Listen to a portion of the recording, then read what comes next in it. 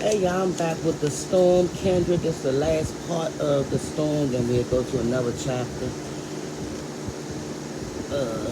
Kindred. I plan to stay on the Wayless plantation long enough to see Alice leave, to find out whether she will be able to keep her freedom this time. I managed to talk to her into waiting until early summer to go, and I was prepared to wait that long myself before I tried some dangerous trick that might get me home. I was homesick and Kevin sick and damn sick of Margaret waiting, Floor and Alice's mouth, but I could wait a few more months, I thought. I talked Rufus into letting me teach Nigel two oldest sons and the two children who served at the table along with Joe. Surprisingly, the children liked it. I couldn't recall having liked school much when I was their ages. Rufus liked it because Joe was as bright as I had said, bright and competitive. He had a head start on the others and he didn't intend to lose it. Why weren't you like that about learning? I asked Rufus. Don't bother me, he muttered. Some of his neighbors found out what I was doing and offered him fatherly advice. It was dangerous to educate slaves, they warned. Education made blacks dissatisfied with slavery. It spoils them for field work. The minister said it made them disobedient and made them want more than the Lord intended them to have. Another man said educating slaves was illegal. When Rufus replied that he had checked and that it wasn't illegal in Maryland, the man said it should have been. Talk. Rufus shrugged it all out, ever saying how much of it he believed. It was enough that he sided with me and my school continued. I got the feeling that Alice was keeping him happy and maybe finally enjoying herself a little in the process. I guess from what she had told me that this was what was frightening her so, driving her away from the plantation, causing her to lash out at me. She was trying to deal with the guilt of her own, but she was waiting and using some discretion. I relaxed, spent my spare moments trying to think of a way to get home. I didn't want to depend on someone else's chance violence again. Violence that, if it came, could be more effective than I wanted. Then Sam Jones stopped me out by the cookhouse, and my feelings was brought to an end. I saw him waiting for me beside the cookhouse door. A big young man. I mistook him for Nigel at first. Then I recognized him. Sarah had told me his name. He had spoken to me at the corn husking and again at Christmas. Then Sarah had spoken to him for me, and he had said nothing else until now. I'm sound, he said. Remember at Christmas time? Yes, but I thought Sarah told you. She did. Look, it ain't that. I just want to see if maybe you would teach my brother and sister to read. Oh, how old are you? Sister was born the year you came here last. Brother the year before that. I have to get permission.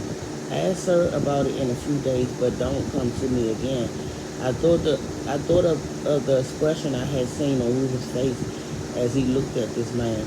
Maybe I'm too cautious, but I don't want you getting into trouble because of me. He gave me a long searching look. You want to be with that white man, girl. If I was anywhere else, no black child on the place would be learning anything. That ain't what I mean. Yes, it is. It's all parts of the same thing. Some folks say, hold on. I was suddenly angry. I don't want to hear what some folks say. Some folks let flour drive them into the fields every day and work them like mules. Let him. They do it to keep the skin on their back and breath in their bodies. Well, they're not the only ones who had to do any things they don't want to do. Now you tell me why that should be so hard for some folks to understand. He signed. That's what I told them. But you better off than they are, so they get jealous. He gave me another of his long searching looks. I still say it's too bad you already spoke for him.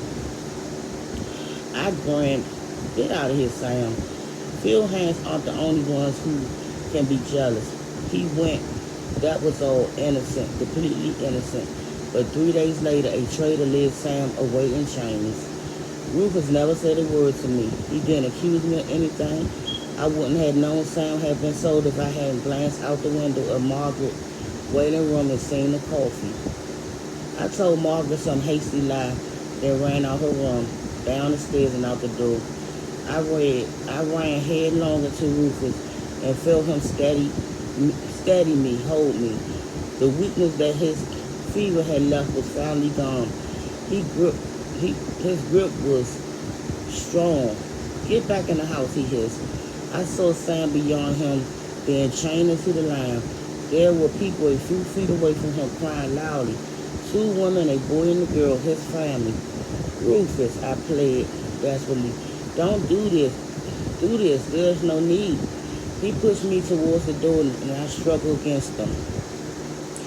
Rufus, please listen. He came to me to teach his brothers and sisters to read, that's all. It was like talking to the wall of the house.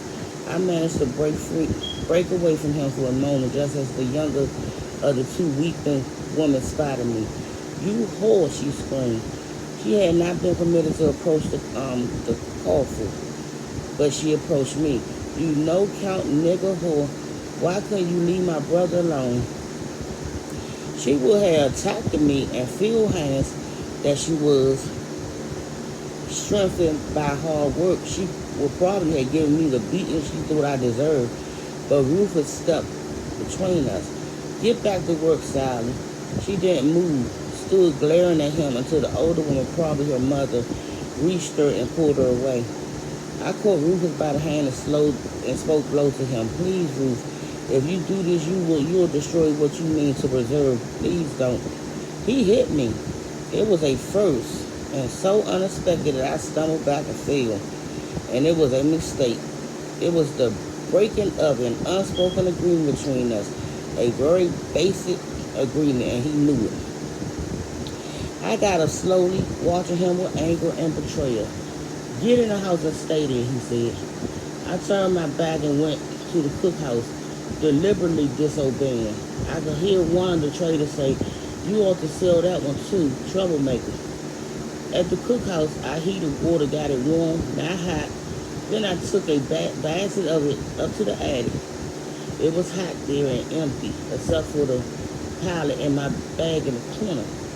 I went over to it, washed my knife in it, antiseptic, and hooked the drawstring of my bag over my shoulders. And in the warm water, I cut my wrist.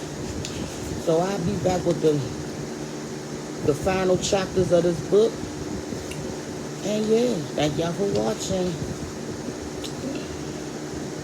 Like, comment, and share.